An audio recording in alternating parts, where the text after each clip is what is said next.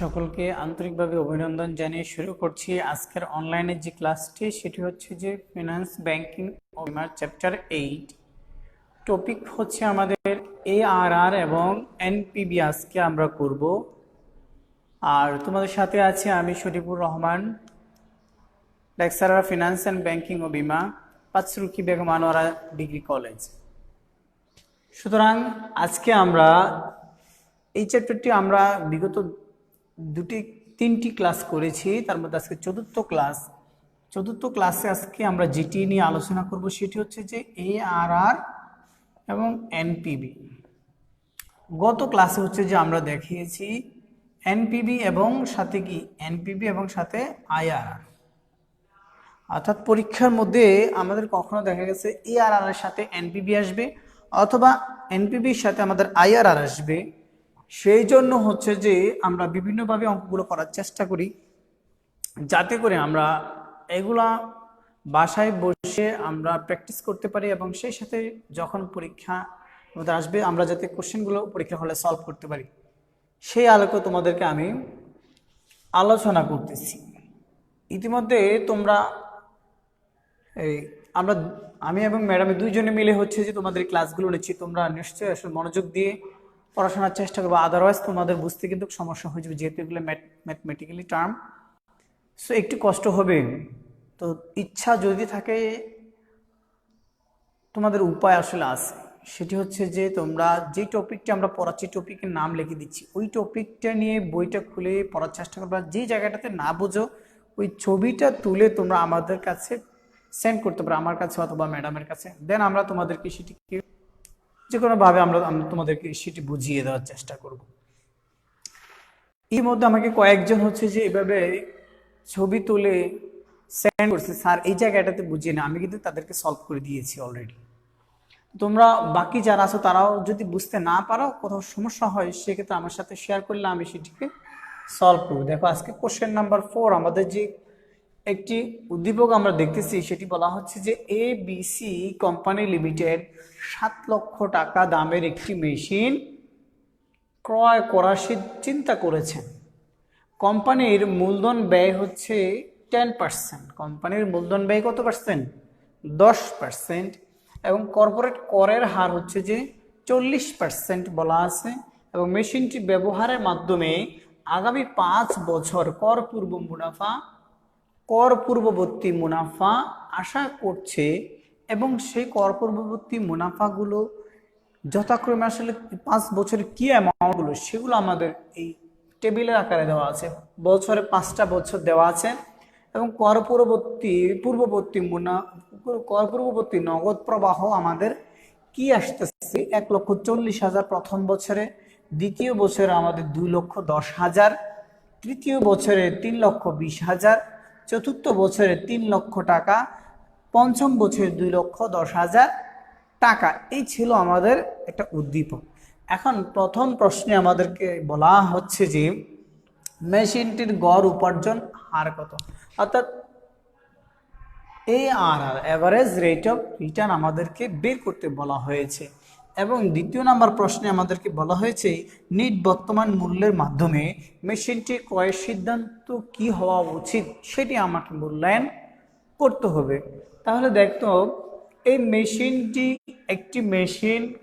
একটা company ABC company, তারা 7 লক্ষ টাকা দামের একটি মেশিন ক্রয় করার চিন্তা করেছেন।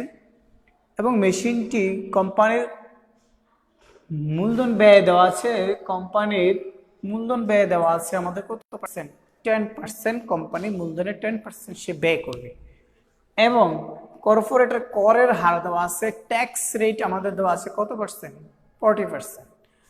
এবং কর পূর্ববর্তী নগদ প্রবাহ 5 বছরের আমাদের দেওয়া আছে, যথাক্রমে 1,40,000, 2,10,000, 3 লক্ষ টাকা, তারপরে হচ্ছে যে আমাদের 3,20,000, তারপর 3 লক্ষ টাকা, আবার 2,10,000 টাকা। এই হারে আমাদেরকে দেওয়া আছে। এখন প্রশ্নে বলা হয়েছে আমাদেরকে এআরআর বের করার জন্য, আমাকে গড় উপার্জন হার বের করার জন্য, এভারেজ রেট অফ রিটার্ন বের করার জন্য আমাকে বলা হয়েছে। এবং 2 নম্বর প্রশ্নে আমাকে বলা হয়েছে এনপিবি বের করার জন্য, অর্থাৎ এআরআর এবং এনপিবি আমাকে করতে বলা হয়েছে। তাহলে দেখো আমরা অঙ্কটি করার চেষ্টা করি, তোমরা নিজেরা হচ্ছে যে বই খাতা কলম নিয়ে বসবা এবং এই অঙ্কটি তোমরা প্রথমে খাতার মধ্যে লিখে ফেলবে। লেখার পর আমি যেভাবে সলিউশন করতেছি এভাবে করার চেষ্টা করবে এবং মনোযোগ দিয়ে শুনবা যে স্যার কোন জায়গাটাতে কি বলতেছে এবং সেটিকে তোমরা লিখে রাখবা। দেখতে সমস্যা হলে ওই টপিক ওয়াইজ যতটুকু দেখো ততটুকু তোমরা আয়ত্ত করার চেষ্টা করো এবং ওই টপিক অনুযায়ী বইয়ের মধ্যে গিয়ে ওই পার্টটুকু বোঝার চেষ্টা করো যে এনপিভি এবং আইআরআর ম্যাথ কোথায় একসাথে দেওয়া আছে, যে এনপিভি কি এবং হচ্ছে যে আমাদের এআরআরটা কি, এআরআর কিভাবে করে এবং এনপিভিটা কিভাবে করে, দুটা যদি একটু আমি পড়ে নিই দেখি দুই একটা উদাহরণ, তাহলে দেখবো যে আমরা আসলে এবার স্যারে দুইটা এনপিভি এবং এআরআর একসাথে ম্যাথে কিভাবে আসে স্যার এই জিনিসগুলো পড়েছি, তাহলে তোমরা দেখবা যে আসলে অবশ্যই পারবা। না পারার কোনো কিছু এখানে দেখো। এখন মেশিনটির এখন আমাদেরকে একটা এই চ্যাপ্টারটি করতে গেলে আমাদের দেখা যায় যে অনেক সময় আমাদের এনপিভি যখন আমরা করতে যাই নগদ প্রবাহ নগদ প্রবাহ এই এগুলো যখন আমরা বের করতে যাই তখন আমাদেরকে আসলে 8 কলামের মাধ্যমে একটা কাজ করতে হয়। 8 কলামের মাধ্যমে প্রথমে আমাদের থাকে যে সিরিয়াল নাম্বার থাকে আমাদের, তারপর আমাদের থাকে হচ্ছে অনেক সময় তোমাদের সিবিটি থাকে, অনেক সময় ক্যাশ ফ্লো থাকে, তারপরে থাকে আমাদের আমরা বের করতে হয় ডেপ্রিসিয়েশনটা বের করতে অবচয়, তারপরে হচ্ছে যে আমাদের ডেপ্রিসিয়েশন যখন আমি বাদ দিই এই যে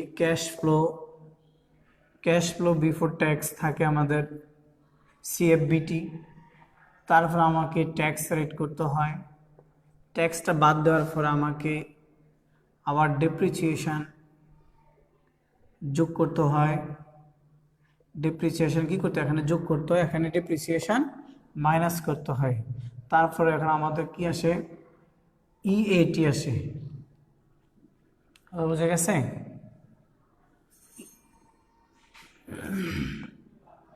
ইএটি আসে, তারপরে সিএফ এটি আসে আমাদের, অথবা বুঝে গেছে? তারপরে একটা ইয়ারের একটা কলাম হতে হয়, 1টা 2টা 3টা 4টা 5টা 6টা 7টা, আর একটা আমাদের সিরিয়াল নাম্বার বা ইয়ার থাকে। কথা বুঝে গেছে?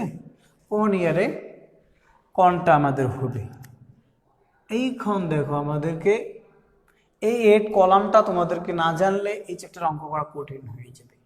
তাহলে দেখো এখানে আমাদের কি দেওয়া আছে, কর পূর্ববর্তী নগদ প্রবাহ, এই ক্যাশ ফ্লো বিফোর ট্যাক্স দেওয়া আছে, ক্যাশ ফ্লো বিফোর ট্যাক্স দেওয়া আছে, তার মানে আমার কোন কলাম দেওয়া আছে 1 2 3 4, আমার চতুর্থ কলামটা এখানে পরীক্ষার হল এই আমাদের প্রশ্নের মধ্যে দেওয়া আছে। আর প্রশ্নের মধ্যে যখন এটা দেওয়া থাকবে তখন আমাদের কি কাজ, দেখো এখানে আমাদের এই কাজগুলো আছে, আমাদেরকে ডেপ্রিসিয়েশনটা আমাদের কি করতে হবে, বাদ দিতে হবে, কর পূর্ববর্তী নগদ প্রবাহ যেহেতু আমাদের দেওয়া আছে। তাহলে এখন দেখো আমরা এই কাজটুকু করি।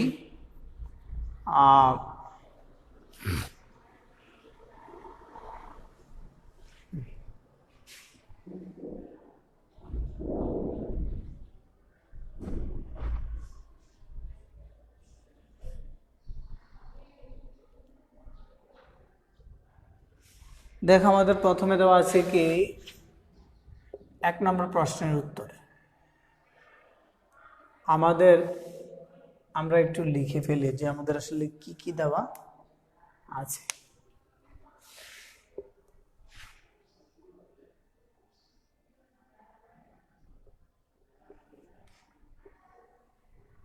আমাদের ইয়ার দেওয়া আছে সিএফ ক্যাশ ফ্লো দেওয়া আছে,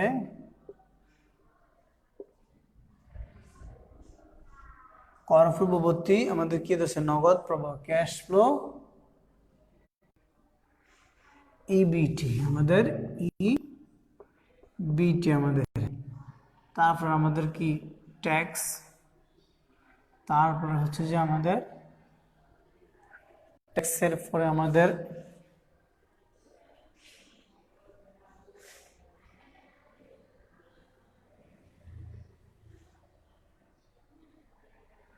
কর পরবর্তী আমাদের কাছে কি চাইছে, কারণ গড় এআরআর যখন আমরা করতে যাব, এআরআর করতে গেলে আমাদের কি লাগবে, এআরআর করতে গেলে আমাদের লাগবে গড় কর পরবর্তী নেট মুনাফা লাগবে, কর পরবর্তী নেট মুনাফা আমাদের কি লাগবে, আদারওয়াইজ কি আমরা আসলে করতে পারবো না।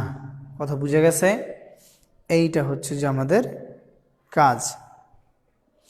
তাহলে কর এই ট্যাক্সের পরে যে থাকবে ইএটি আমাদের, হ্যাঁ ইএটি, এইটুকু পর্যন্ত আমাদের কর পরবর্তী নগদ প্রবাহ, যে কর পরবর্তী নগদ প্রবাহ আছে। তাহলে আমরা প্রথম বছরে আমাদের আছে কত দেখি, আমাদের 1,40,000 টাকা। তাহলে ডেপ্রিসিয়েশনটা আমাদেরকে বের করতে হবে। তাহলে অবচয়, বার্ষিক অবচয় বা অবচয় যদি দেওয়া না থাকে তাহলে আমাদেরকে কি বের করে নিতে হবে। এই অবচয়টা আমাদের বের করার সূত্র হচ্ছে যে প্রাথমিক যে বিনিয়োগ, এই প্রাথমিক বিনিয়োগ বা হচ্ছে যে ক্রয় মূল্য, এখানে ক্রয় মূল্য দেওয়া আছে, ক্রয় মূল্যটাই কি প্রাথমিক বিনিয়োগ। এখানে হচ্ছে যে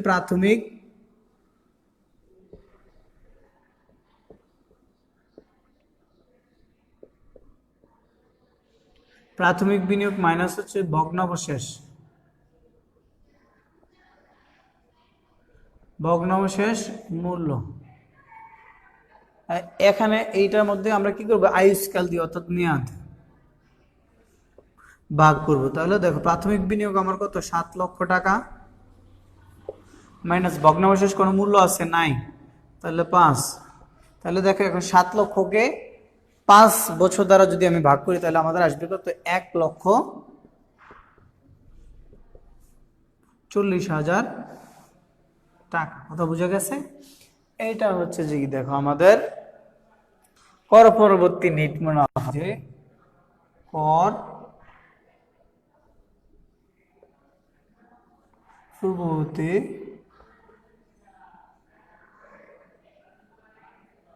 মুনাফা আমরা আসলে নির্ণয়, এইটা কিভাবে কর পূর্ববর্তী নেট মুনাফা আসলে কিভাবে আমরা বের করি, এইটা আমরা দেখব। কর, আচ্ছা কর পরবর্তী, কর পরবর্তী যেহেতু ট্যাক্সের পর আমরা করতেছি, তাহলে প্রথম বছর আমার কাছে ডেপ্রিসিয়েশন কত, 1,40,000 আমি কি পেলাম, ডেপ্রিসিয়েশনটা আমি পেলাম। ডেপ্রিসিয়েশন কত পেলাম, 1,40,000। তারপরে দ্বিতীয় বছরে আমার কত, তৃতীয় বছরে কত, প্রথম বছরে, দ্বিতীয় বছরে, তৃতীয় বছরে, চতুর্থ বছর, পঞ্চম বছর। তাহলে দেখো এখানে আমাদের দ্বিতীয় বছর আমাদের কত ছিল, 2,10,000, আমাদের ছিল 2,10,000। তারপরে ছিল আমাদের 3,20,000 ছিল আমাদের, তারপরে ছিল আমাদের 3 লক্ষ। 5 বছরে, পঞ্চম বছরে এসে আমাদের কি 2,10,000। তাহলে ডেপ্রিসিয়েশন কি সবসময় কি থাকবে, এটা ফিক্সড। ডেপ্রিসিয়েশনটা কি, এটা ফিক্সড, 1,40,000 ফিক্সড। তারপর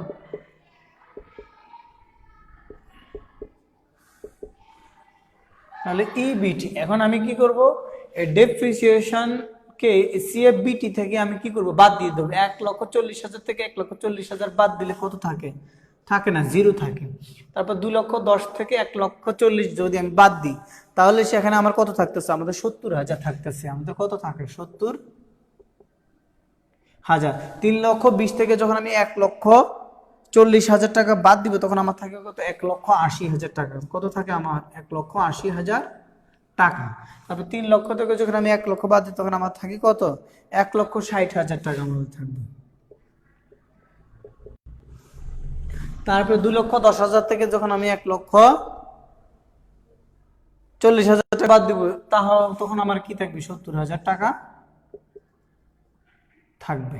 তাহলে দেখো এখন ট্যাক্স রেট আমার কত পার্সেন্ট, ট্যাক্স রেট কত আমার 40%। তাহলে ট্যাক্স কত পার্সেন্ট, 40%। এখন এই ট্যাক্স 40% কার সাথে? এই ট্যাক্স 40% হবে আমাদের এই আর্নিং বিফোর ট্যাক্সের সাথে, অর্থাৎ ট্যাক্সের পূর্ববর্তী যে নগদ প্রবাহ সেটাকে আমরা বলছি কি ইবিটি। তাহলে ইবিটি থেকে আমরা 40% ট্যাক্স রেটগুলো এখানে করবো। তাহলে শূন্য শূন্য কোনো কি ট্যাক্স রেট নাই, জিরো হবে। তাহলে এটা কি জিরো। তাহলে এখন 4 7 28, এখানে কত? এই 70,000-এর 40% কত হবে? 28,000 টাকা।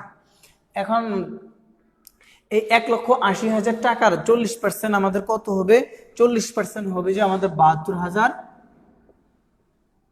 টাকা। তারপরে 1,60,000 টাকা আমাদের 64,000 টাকা হবে। আমাদের কত? 1,60,000 টাকার 40% হবে আমাদের 64,000 টাকা।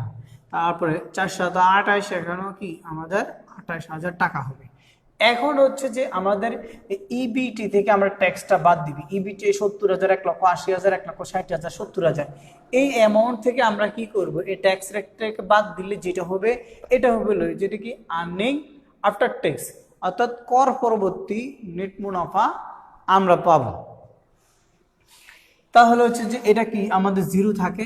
তারপর হচ্ছে যে 70,000 থেকে যদি আমি 28,000 বাদ দিই, আমার থাকে কত? 42,000 টাকা।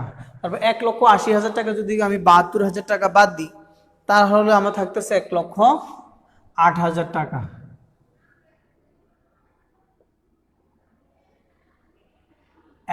আমার কি 8,000 টাকা। তারপরে 1,60,000 টাকা থেকে যখন আমি 64,000 টাকা বাদ দিব, তখন আমার থাকে কত? 96,000 টাকা। তারপরে 70,000 থেকে যখন 28,000 বাদ দিব, আমার থাকে কত? 42,000 টাকা। তাহলে দেখো আমরা সব কি পেয়ে গেলাম না? এখন সবগুলো আমি পেয়ে গেছি। যদি আমি এখানে যোগও করতে চাই, যোগ করতে চাইলে এখন এই 5 বছরের কি এই অ্যামাউন্টটা আমার আসছে। এখন এই অ্যামাউন্ট সবগুলো যদি আমি যোগ করি, তাহলে আমি গড় মুনাফা আসলে আমি পেয়ে যাব। কথা বুঝে গেছে? তাহলে দেখো এখন আমার গড় এখন এইটা আমি বের করছি। দেখো এখন আমাদের এটা নিচের কাজ, এই জায়গাটুকু আমি মুছে ফেলি। এখন আমাদের কাজ কি? এখন আমাদের কাজ হচ্ছে আমাদেরকে চাইছি কি গড় উপার্জন হার বের করার জন্য, এভারেজ রেট অফ রিটার্ন বের করার জন্য বলছি। তাহলে দেখো এভারেজ রেট অফ রিটার্ন বের করার আগে এভারেজ রেট অফ রিটার্নের সূত্র কি? দেখো ARR এর সূত্র হচ্ছে যে আমাদের গড় কর পরবর্তী নেট মুনাফা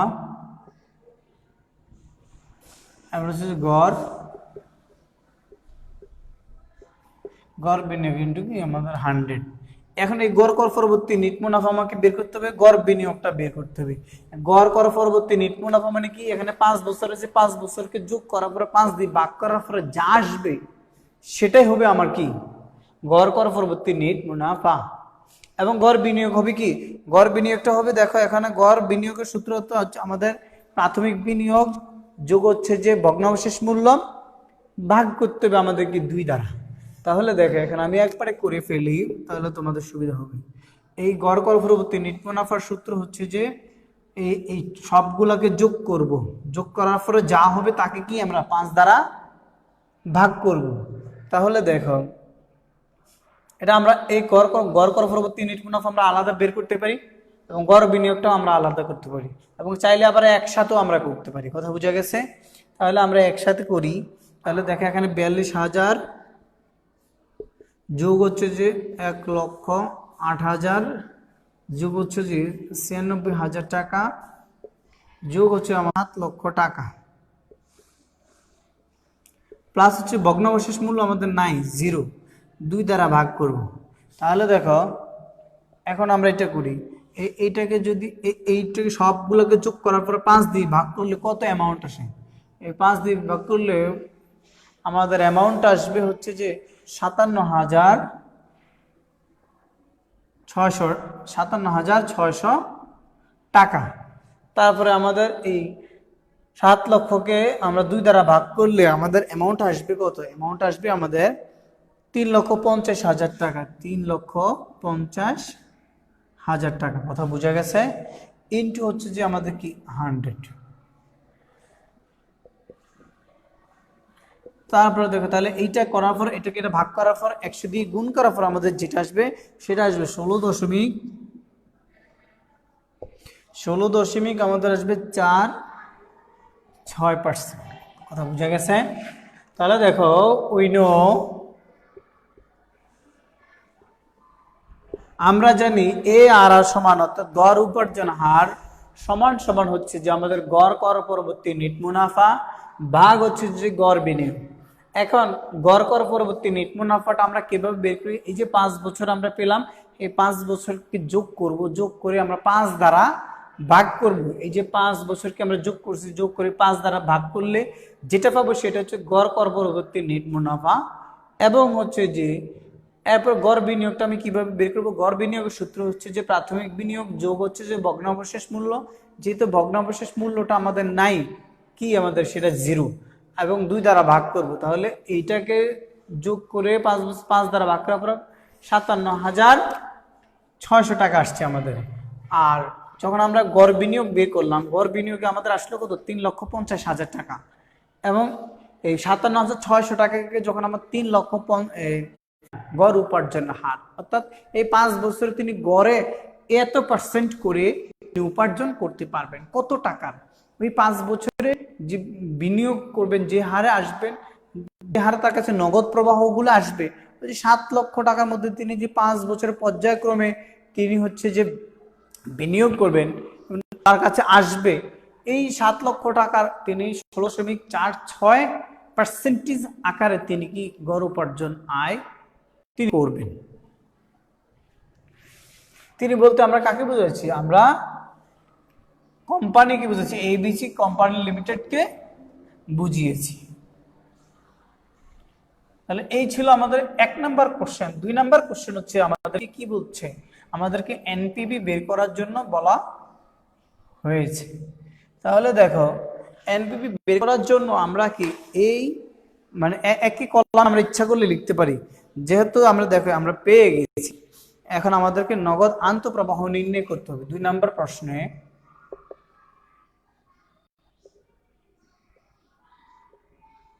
নগদ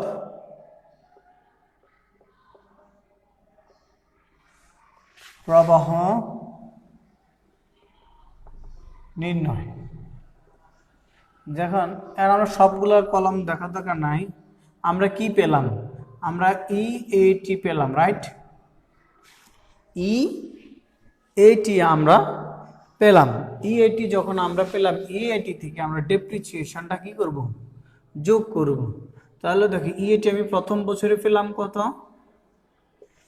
ইয়ার লিখি আমি, ইয়ার প্রথম বছর, দ্বিতীয় বছর, তৃতীয় বছর, চতুর্থ বছর, পঞ্চম বছর। প্রথম বছরে হলো আমাদের ইএটি কত? 0। দ্বিতীয় বছরে 42,000 টাকা। তৃতীয় বছর হচ্ছে যে আমাদের 1,08,000 টাকা। 1,08,000 টাকা। দ্বিতীয় বছর হচ্ছে যে আমার তৃতীয় বছর হচ্ছে যে আমাদের 96,000 টাকা। চতুর্থ বছরে 96,000 টাকা। পঞ্চম বছরে আবার আমাদের কি 42,000 টাকা। তাহলে ডেপ্রিসিয়েশন কি আগে আমরা বের করেছি? ডেপ্রিসিয়েশন আমাদের কত? 1,40,000। 1,40,000।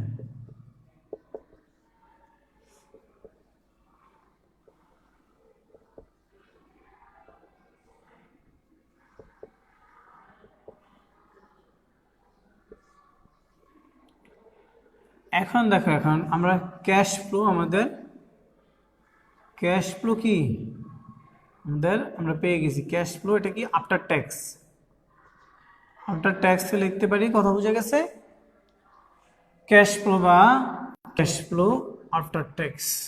এখন দেখো তার নগদ প্রবাহ আমরা, নগদ আন্তঃপ্রবাহ আমরা নির্ণয় করে ফেলতেছি। তাহলে 1,40,000, 42। এখন ডেপ্রিসিয়েশনটা আমরা কি করব? যোগ করবো এটার সাথে। 42,000 আর 1,40,000 আমাদের অ্যামাউন্ট কত হয়? অ্যামাউন্ট হবে 1,82,000 টাকা। তারপরে 1,08,000 সাথে 1,08,000 হলো যে 2,48,000 টাকা,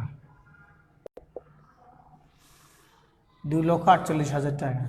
তারপরে 96,000-এর সাথে আমাদের 1,40,000 যদি আমি যোগ করি 2,36,000 টাকা। কত আসতেছে? 2,36,000 টাকা। তারপরে আমাদের 42,000 সাথে 1,40,000 যোগ করলে আমার 1,82,000 টাকা। তাহলে দেখে আমরা পেয়ে গেছি। এখন এনপিবি আমরা জানি কি 5 বছরে আমাদের নগদ প্রবাহ, ওই যে ট্রেনের একটা সূত্র, লম্বা একটা সূত্র আমি বলছি এনপিবি বের করার সময়। কারণ কি এনপিবি আমরা যখন বের করতে যাই তখন আমাদের কিন্তু ক্যাশ ফ্লো লাগবেই, নগদ আন্তঃপ্রবাহ লাগবেই, নাহলে আমরা করতে পারবো না। কারণ কি এখন আমরা জানি we know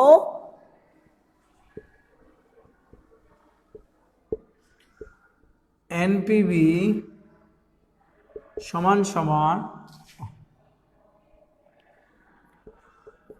cash flow 1 plus I/1, cash flow দ্বিতীয় বছরের 1 প্লাস I/2, ক্যাশ ফ্লো তৃতীয় বছরের 1 প্লাস I/3। তারপর হচ্ছে যে cash flow 1 plus I/4, plus হচ্ছে যে পঞ্চম বছরে ক্যাশ ফ্লো 5 ইয়ার 1 প্লাস I/5।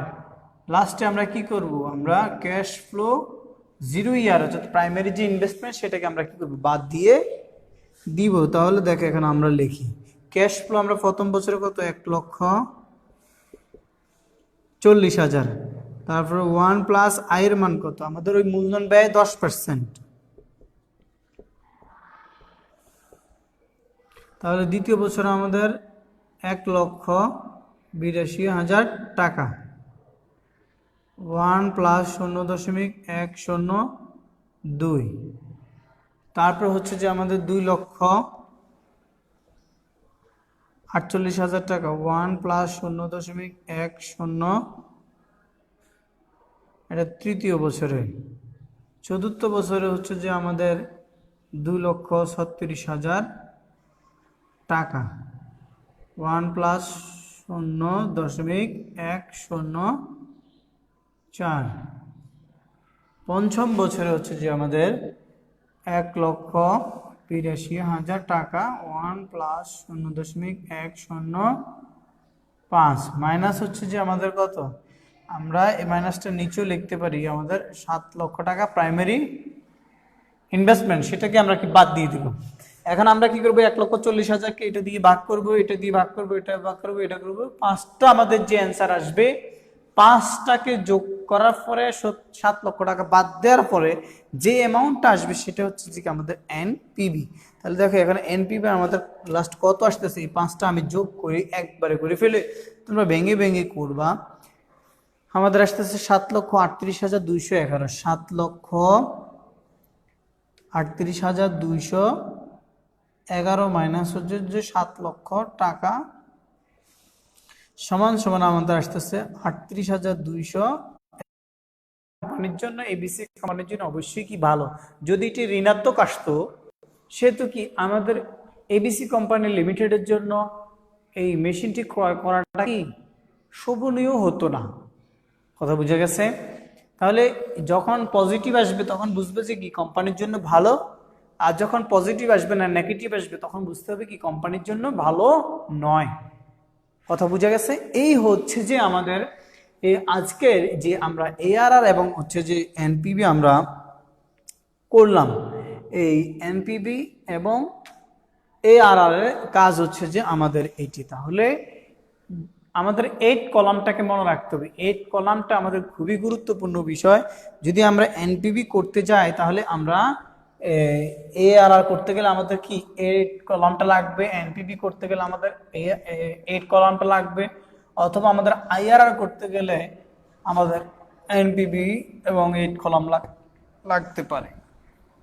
তাহলে নিশ্চয় তোমরা আশা করি এই কথাগুলো বুঝতে পেরেছো। যদি বুঝতে সমস্যা হয় সে তো আমাকে অবশ্যই আসলে বলবা, না হয় তোমাদেরকে এই টেনে নিয়ে যাওয়াটা অনেক বেশি কঠিন হয়ে যাবে। আমরা আজকে কি করলাম, আমরা আজকে ARR এবং হচ্ছে যে আমরা NPV করেছি। এই অনেক সময় আমাদের কি থাকে, আমরা বারবার বলি ক্যাশ ফ্লো বিফোর ট্যাক্স থাকে, CFBT থাকে, ডেপ্রিসিয়েশন যোগ করতে হয়, EBT থাকে, আমাদের প্রথম কি থাকে CFBT থাকে, এরপর হচ্ছে যে আমাদের ER থাকে, তারপর হচ্ছে যে আমাদের ডেপ্রিসিয়েশন মাইনাস করি, তারপর আমাদের কি থাকে EBT, হ্যাঁ, তারপর আমাদের কি থাকে ট্যাক্স থাকে, তারপর হচ্ছে যে আমাদের ট্যাক্সের পর আমাদের যেটা আসবে সেটা হচ্ছে যে আমাদের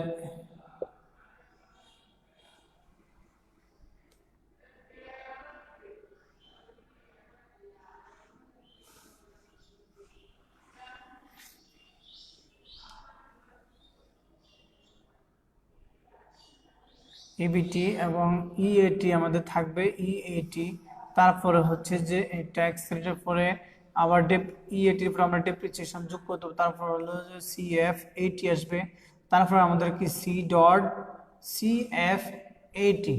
কথা বুঝে গেছে? এই 8 কলামটা তোমরা আসলে যদি না করো 1 2 3 4 5 6 7 8 9 টোটাল এই 9টা কলাম হবে। কথা বুঝে গেছে? 8 আর 9 কখনো দেখা গেছে পরীক্ষার হলে এইটা দেওয়া আছে, কখনো পরীক্ষার হলে এইটা দেওয়া থাকবে প্রশ্নের মধ্যে, অথবা কখনো এইটা দেওয়া থাকবে, অথবা কখনো দেখা গেছে যে সরাসরি এই ক্যাশ ফ্লোটা দেওয়া থাকবে, কর পরবর্তী নগদ প্রবাহ যদি উল্লেখ থাকে, কর পরবর্তী নগদ প্রবাহ যদি উল্লেখ থাকে বা নেট মুনাফা উল্লেখ থাকে, তখন সরাসরি আমাদের এটা থাকবে। এই 4টা আইটেমের যে কোনো একটা আইটেম দেওয়া থাকবে, তখন আমাদেরকে আসলে এই কলামের মাধ্যমে আমাদেরকে কাজ করে আমাদেরকে নগদ আন্তঃপ্রবাহ বের করার পরে হচ্ছে যে আমাদের এনপিভি আমরা করতে হবে। কারণ এনপিভির মধ্যে আমাদের কি লাগবে, ক্যাশ ফ্লো লাগবে, নগদ আন্তঃপ্রবাহ লাগবে। যদি আমরা এই 8 কলামের মাধ্যমে 9 কলামের মাধ্যমে যদি আমরা করতে না পারি, তাহলে কিন্তু আমাদের কি এই অঙ্ক এনপিভি বের করা আমাদের জন্য কি কঠিন হয়ে যাবে। এটা নিশ্চয়ই তোমরা বুঝতে পারছো। তাহলে তোমাদেরকে কিছু আমি কাজ দিয়ে দিই, ARR কি এবং এনপিভি কি, সে আলোকে তোমরা আসলে কিছু প্রশ্ন মুখস্থ করবা, কিছু শর্ট কোশ্চেন যেগুলো আমাদের জ্ঞানমূলক এবং অনুধাবনমূলক যে কোশ্চেনগুলো আসে পরীক্ষার মধ্যে, এগুলো যদি তোমরা না শিখো তাহলে কিন্তু মুশকিল হয়ে যাবে তোমাদের জন্য।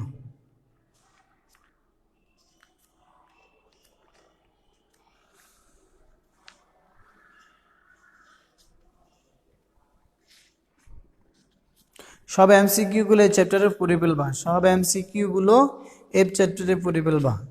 যেখানে বুঝবা না সেখানে আমাদেরকে অবশ্যই প্রশ্ন করতে হবে। এক হচ্ছে যে মূলধন বাজেটিং কি, 1 নম্বরে SW হচ্ছে যে মূলধন বাজেটিং।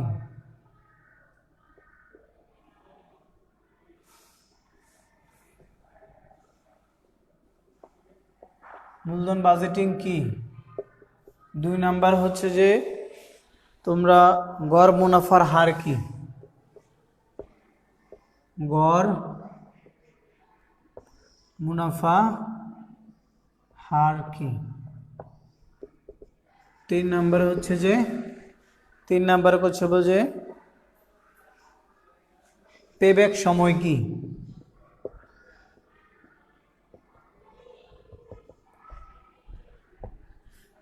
4 নাম্বার হচ্ছে যে 4 নাম্বারে তোমরা করবো যে মূলধন নিয়ন্ত্রণ কি, মূলধন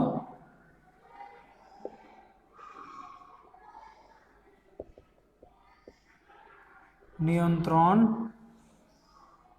কি। তাহলে 5 নাম্বারে হচ্ছে যে তোমাদের SW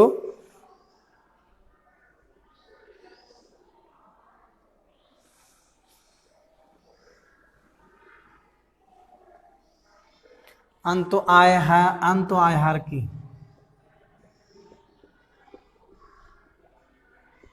আন্ত আয় হার কি। এই 5টা প্রশ্ন হচ্ছে তোমাদের কি SW। কথা বোঝা গেছে? এই 5টা প্রশ্ন শিখবে, 5টা থেকে যে কোনো একটা কিন্তু পরীক্ষা, একটা বা 2টা পরীক্ষা হলে আসবেই। সো তোমরা এগুলো খুবই গুরুত্বপূর্ণ। এগুলো যদি না বোঝো তাহলে এই চ্যাপ্টার বুঝতে পারবা না। আর এই চ্যাপ্টার বুঝতে হলে তোমাদেরকে এগুলো শিখতে হবে। না হয় কিন্তু অনেক কঠিন হয়ে যাবে। নেক্সটে আমরা নতুন একটা চ্যাপ্টার করার চেষ্টা করব। তাহলে আজকে এই পর্যন্তই। সকলে ভালো থাকো এবং সুস্থ থাকো, এবং এই চ্যাপ্টারটি বেশি বেশি করে পড়ার চেষ্টা করো, বেশি বেশি করে সলভ করার চেষ্টা করো। যেখানে বুঝতে সমস্যা হবে সেখানে আমাকে অথবা ম্যাডামকে, যেই জায়গাটি বোঝো না সেই জায়গার ছবিটি তুলে তোমরা আমাদেরকে যে কোনোভাবে আমাদের কাছে পাঠাও। আমরা হচ্ছে যে তোমার ওইটিকে সলভ করার চেষ্টা করবো। আমরা তোমাকে হয়তো ইমোতে অথবা মেসেঞ্জারে যে কোনোভাবে আমরা তোমাদেরকে নক করে সেটিকে আমরা তোমাদেরকে বোঝানোর চেষ্টা করব। তো ধন্যবাদ সকলকে, আজকে যারা এই ক্লাসটি করেছো এবং করবে সামনে, সকলকে আন্তরিকভাবে অভিনন্দন। আজকে এই পর্যন্ত এখানে শেষ করছি।